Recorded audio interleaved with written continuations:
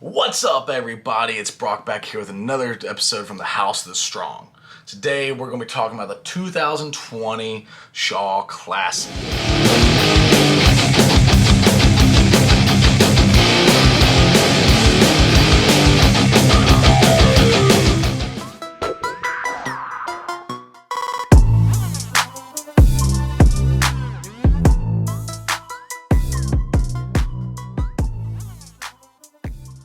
Now, I understand the Shaw Classic did happen last year, and it's been a while since the competition, but we're just now getting around to doing the review on this. Now, it was a great competition. If you didn't get to watch, you can still go to the Shaw Elite Club and check it out. It's $8.99, and you can immediately cancel your subscription, but it was a great show, and that's the only place you're going to be able to watch the entire thing. Brian has done a review of the competition, so you can go check that out on YouTube along with some other people. They've also done reviews of the competition.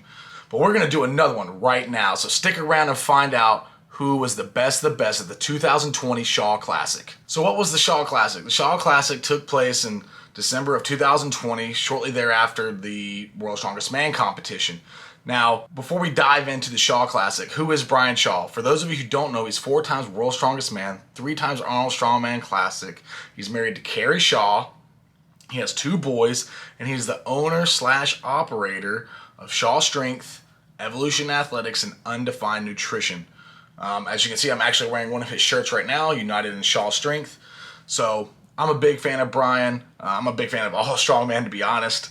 But I do like supporting strongman. I do try to buy their shirts and their products and stuff. I think it's great what they're doing for the community, and I like to give back by purchasing their gear. So what was the Shaw Classic? Well, it's a competition that took place in Colorado at Brian's home gym in Brighton, Colorado on the first day. On the second day, it took place in his mountain gym in Estes Park, Colorado, about an hour away. Now, there were 10 athletes that competed. Now, all of these athletes competed at World's Strongest Man, so we know this is going to be a great show. It's going to be great competition, and 6 out of those 10, to include Brian, were finalists at the World's Strongest Man. So this is no slouch show. This isn't just, send out a few invitations here and there and let's just see what happens and who comes and whatnot. These are some top tier athletes, okay? So list of the athletes, and this is in no particular order. Of course, Brian Shaw. We have Jeff Caron of Canada, Jerry Pritchett of the USA, Trey Mitchell of the USA, Oleskii Novikov, Ukraine, the reigning 2020 World's Strongest Man, Terry Hollands of the UK, Maxime Boudreault of Canada, Luke Stoltman of Scotland, Kevin Fairs, USA, and Adam Bishop of the UK. Now, there were some other athletes that were invited to this competition. Some of them had to back out. Sojourner Savickas being one of the athletes that had to back out. Mateusz Kokoski being another one that had to back out. And it sucks to see that these guys had to back out. But, people were able to fill in, and it was still turned out to be a great competition. Now, you see Luke Stoltman was invited. Tom Stoltman was also invited. He declined the invite. He wanted to focus on Britain's Strongest Man, which actually was supposed to be scheduled in January, but is now in April. So he declined that to focus on that. So we have 6 out of the 10 finalists at World's Strongest Man. Now, Brian put up $25,000 of his own money. And on top of that, anybody who subscribed to the Shaw Elite Club to watch this competition, that money was also provided. So it came out to be a total prize money of $53,900, which is awesome. I mean, obviously it's not as big as like World's Ultimate Strongman or World's Strongest Man or the Arnold Strongman Classic, but for a team of 4 to put this on and to raise that kind of money, that's pretty damn good. So not only did he raise $53,900 in prize money, but he also paid for their airfare to and from the show. He paid for their lodging while they were there at both locations. Trifecta Food stepped in and provided meals for everybody. And if you watch Luke Stoltman's video, Brian actually reached out and got what every athlete wanted to eat and gave that to Trifecta so that every athlete could have exactly what they wanted to eat. They also got a bag from Brian. It was an Evolution Athletics bag, I believe. It came with the competition shirts. It also came with the Evolution Athletic grip shorts, grip shirt, which have just now been released, I believe, on their website. It came with a custom leather wallet. It came with Evolution Athletics wrist straps for the Hummer Tire deadlift because they weren't allowed to use figure of 8 straps. And then it also came with oxygen bottles because they were going to be at elevation in Colorado, which was pretty cool. Now, some of the implements were provided by some other companies, Rogue and Slater to be exact. Now, let's talk about the events before we talk about which implements were provided. So the first event on day one was going to be the max log lift. Now, this was a custom log made by Slater, and it was a beautiful log. Brian got it done just a few days before the competition, and it looked amazing. Next, we have the 1,100-pound super yoke. That was provided by, two of those were provided by Rogue, and they looked great as well, and they matched the color scheme of the competition. Next, we have the farmer's medley into a frame carry. So it was 2 farmers into a frame carry. Now, those were actually Brian's implements. We have the max Hummer tire deadlift, which Brian bought. That was separate. There's only 2 of those in the world. Currently, right now, Arnold Strongman Classic has one, and then Brian has one, which is pretty cool. The Circus dumbbell for reps, the Circus dumbbell was provided by Rogue, and then the Atlas Stone stands were provided by Rogue as well. The Atlas Stones were actually Brian's. So that's the list of the events. We'll talk about the weights and everything as we go through the rules. So the first event, like I said, was the max log lift. Now, I don't think anybody was surprised at who ended up winning this event, and that would be Luke Stoltman. Now, Luke Stoltman had a 450-pound good lift, and it was great to see on that log. They essentially started at 360 pounds and then worked their way up to, whoever finished last, and that would be Luke Stoltman, 455 pounds. Taking second place was a tie. It was a 3-way tie between Maxime Boudreault, Trey Mitchell, and Brian Shaw. Now, with this result, Brian did lock out the log, but as soon as he locked it out, he did kind of start to fall forward. He had it completely locked out, and as soon as he locked it out, he did this right here. Well, the referee was watching the elbows, and they called it a good lift. Some people were upset about that. They said that, he lost it as soon as he locked it out. It was really like bang, bang, and honestly, I think it was a good lift. I've seen worse calls before in Strongman, so I thought it was a pretty good call on that part. Taking third was a tie between Caron and Oleskii Novikov at 400 pounds. And then we had a tie for fourth, technically seventh. Kevin Fairs with 420 pounds, and then Jerry Pritchett at 420 pounds. Ninth would be Adam Bishop at 380 pounds, and then 10th, Terry Hollands. He actually did not complete a lift, so he didn't get any points from that event. Up next was an 1,100-pound super yoke. It was 30 feet down and back, so 60 feet total. The winner of this one, not a big surprise, to be honest. Oleskii Novikov. He's been dominating lately in those moving events, and especially his performance at World's Strongest Man with the yoke was great, and it carried over to the Shaw Classic, and he was able to do 60 feet in 13.96 seconds. Taking second would be Caron, 60 feet at 18.03 seconds. And then everybody after that, we didn't get a time for. At least they didn't put a text or anything up on the screen for us to be able to see, and we didn't get anything from the commentators about what their time was. So as of right now, I don't have their times, and I'll have graphics for all this information that's coming up as well. So next, we moved into the 350-pound farmers for 30 feet, then a 380-pound farmers, and then a bone-crushing 880-pound frame medley with no straps for 30 feet. And this is when things started to get interesting. Not everybody was able to complete the event, and you noticed, some people were really struggling. Taking first would be Jerry Pritchett, and if you watched his run, it was very technical, and I think a lot of people, if he would have gone towards the beginning, maybe some other people could have taken some lessons learned from him, but the first 2 implements he wasn't the fastest with. A lot of guys were extremely fast with the first 2 implements, but the way those implements are shaped, they were banging against their knees and banging against their legs, and it was taking some energy. They were wasting some energy, you could tell. And by the time they got to the frame, they were just completely shot. A lot of them did not finish the frame. Let's see here. I think 1, 2, 3, 4, 5. So half of them did not finish the frame. Coming in first, like I said, Jerry Pritchett, 26.53 seconds. Second would be Maxime Boudreault at 33.86 seconds. Third would be Kevin Fairs at 34.63 seconds. Fourth was Brian Shaw at 34.82 seconds. Fifth was JF Caron at 43.50 seconds. Sixth would be Adam Bishop. Now he'd only complete 2 of the implements, but he did get 63 feet 6.5 inches. So he got the third implement, an extra 3 feet and 3.5 feet essentially. Up next would be Oleskii Novikov. Now, I don't know exactly what his distance was. They never said anything on what it was. The commentators didn't, and there wasn't a graphic for it.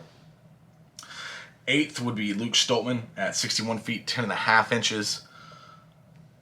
Ninth would be Terry Hollands at 61 feet 10 inches. And then 10th would be Trey Mitchell he only finished 1, and you could really tell the implements were really messing with him. He only got 39 feet and 9 inches. And you could really tell he was struggling with that second implement, just the way it was shaped and banging against his legs and stuff. His grip strength started to give out. So it was a punishing event. So after day 1, Brian was actually in the lead with 23 points, only a half a point ahead of Jerry Pritchett. Third would be Jeff Caron at 18.5 points. Fourth, Maxime Boudreault at 18 points. Fifth would be Oleskii Novikov at 17.5 points. Sixth would be Luke Stoltman with 17 points. Eighth, Trey Mitchell with 15 points. Ninth, Adam Bishop with 12 points. And then 10th would be Terry Hollands with 5. Unfortunately, Terry Hollands did have to pull out of the competition after the first day. If you watch Luke Stoltman's video, the day 1 recap, they're on the way to Estes Park, and in the vehicle, Terry Hollands says something happened with the yoke. It really hurt his back or something like that, so he ended up having to pull out of the competition, which is sad to see. You never want to see a competitor get hurt, and we wish the best to Terry. It looks like he's doing well. We see some of his training videos and whatnot, and it looks like he's doing fantastic. So it looks like he's recovered from that injury. So now we go into day 2, which was going to be in Estes Park. So day 2, we start off with a max Hummer tire deadlift, and boy, oh boy, was it amazing. Guys, if you haven't seen it, go watch it. First of all, the Hummer tire deadlift to begin with is an amazing event to watch. I mean, just seeing those 4 tires on each side and those men lift them up is unreal. It's one of the best looking deadlifts in my opinion. I prefer it over the elephant bar deadlift. It just looks that great. So, a world record was held by Circus, and that world record was 1,155 pounds. Not 1,500, that would be insane. 1,155 pounds by Circus. That would be broken by 2 people. Those 2 people would be Jeff Caron and Jerry Pritchett. They would break it by lifting 1,159.5 pounds, which is incredible. Not only is it incredible, they went more. So next up, they jumped up to 1,202 pounds. Now, this is insane. And to watch it was just absolutely out of this world. JF Caron would be successful at 1,202 pounds. And it looked like he had a little bit more in the tank. He probably could have added another 10 to 20 pounds, in my opinion. Jerry Pritchett would not be successful at 1,202 pounds, but he did attempt it twice, which I believe came back to haunt him in the next 2 events. Taking third would be Adam Bishop at 1,080 pounds. Fourth would be Trey Mitchell at 1,060 pounds. Fifth would be a tie between Oleskii Novikov and Brian Shaw at 1,040 pounds. Oleskii skipped 1060 and went straight to 1080 and didn't get 1080. So some strategy that didn't end up paying off. If he got 1060, he would have been able to tie with Trey Mitchell. Then got a few more points maybe. Seventh would be Kevin Ferris at 980 pounds. Eighth would be Luke Stoltman at 930. And then ninth would be Maxime Boudreault at 830 pounds, which was the opening weight. It was very interesting to watch. Like I said, go out there, watch that. You can watch JF Caron on his YouTube. He posted it, Brian posted it. It was great. It was just an absolute great event. Hopefully it comes back to the Arnold Strongman Classic, to be honest. Up next, we have the 242-pound or 110-kilo circle dumbbell for reps. Now, let's be real. There was only 2 competitors in that implement. There was only 2 people, right? Brian Shaw and Oleskii Novikov. In 2019 World's Strongest Man, to make it to the finals, Oleskii and Brian went head-to-head in the circle dumbbell for reps. On that day, Brian won by 1 rep. In this competition, Oleskii had his revenge, beating Brian 8 reps to Brian's 7 reps. And it was great to watch. They were battling it out. It was intense. Oleskii's going in there, grabbing oxygen, sucking down oxygen. It was great. It was a great event to watch. Coming in third would be JF Caron. He would have 4 reps, and then everybody else was either 3. Well, we had one person with 3, that would be Adam Bishop, and then everybody else was either 2 or 1. So it wasn't even close in that competition for the dumbbell for reps. And what's interesting enough is that, people who did well in the log lift, that log lift does not transfer automatically over to a Circus dumbbell for reps, mainly because of the technique difference. To be able to do the dumbbell, you have to have very good technique and stability because it's only on one side of your body. And you could definitely tell that some people that are really good at the log, not so much at the Circus dumbbell. To wrap up the event, we had a 6-stone Atlas stone race, and it was great. Absolutely great. Some really fast times. First place would actually be Brian Shaw, winning at 35.68 seconds, beating out Trey Mitchell, who had 36.54 seconds, that's a tight race. Now, Brian actually didn't have to win this last event. He only had to beat JF Caron. JF Caron finished with 59.7 seconds, which is crazy because it was a 60-second time limit. He beat it out by 0.3 of a second. He would take third. Fourth would be Oleskii Novikov. Now, he would only get 5 stones at 31.96 seconds. I definitely think he could have gotten the 6th stone. I believe he shut it down because he was too far out in points to be able to take the win. So he went ahead and shut it down. I think it was a smart decision on his part. No reason to push it whenever you're the last event. And there's no way that you're going to be able to take that win. Smart decision on his part. Fifth would be Luke Stoltman at 37.18 seconds for 5 stones. Sixth would be Maxime Boudreault. He had 5. We never got a time for him, but he was slower than 37.18 seconds. Seventh would be Adam Bishop at 5 stones for 50.28 seconds. Eighth would be Kevin Ferris, 4 stones at 22.69 seconds. And then ninth would be Jerry Pritchett at 4 stones and 29.7 seconds. Now, remember how I said Jerry Pritchett went for the deadlift at 1,202 pounds twice? So he finishes ninth in the Atlas stones, and he also zeroes out on the dumbbell. And you could tell he was just absolutely spent trying to lift that dumbbell. And so he zeroes out in the dumbbell, so he gets 0 points. And then he only gets 2 points in the last event, and you could tell that he was just absolutely gassed. I really think that the going for it twice was not a good call on his part. But, the energy that was there, I mean, there's no way he wasn't going to go for it twice, right? He got like halfway up with it the first time. He was so close.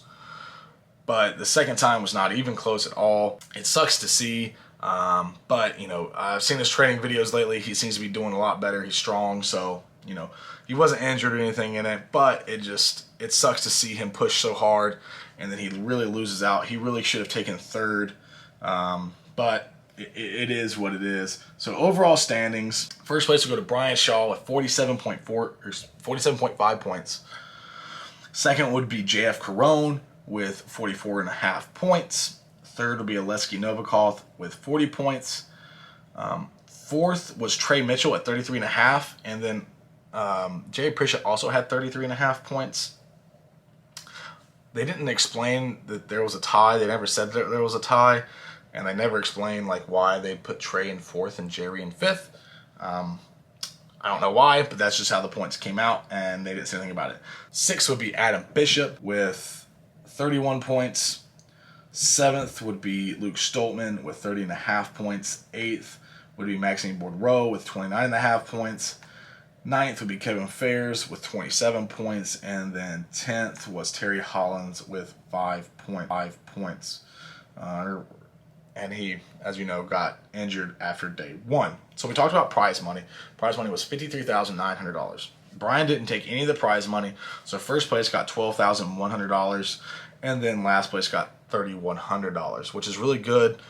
If you look at the Arnold Strongman Classic, the bottom 3 at the Shaw Classic actually made more money than they would have at the Arnold Strongman Classic. Or right there at it, which is insane considering how large the Arnold Strongman Classic is. And this is a brand new event.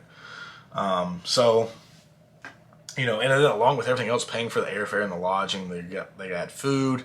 A local company provided water. Brian. After the second day, they all went back to Brian's house, or the mountain house, had a big barbecue. And if you watch Luke Stoltman's video, he talks about it, and it sounds like a great time for all the guys. They really enjoyed it, had a good time.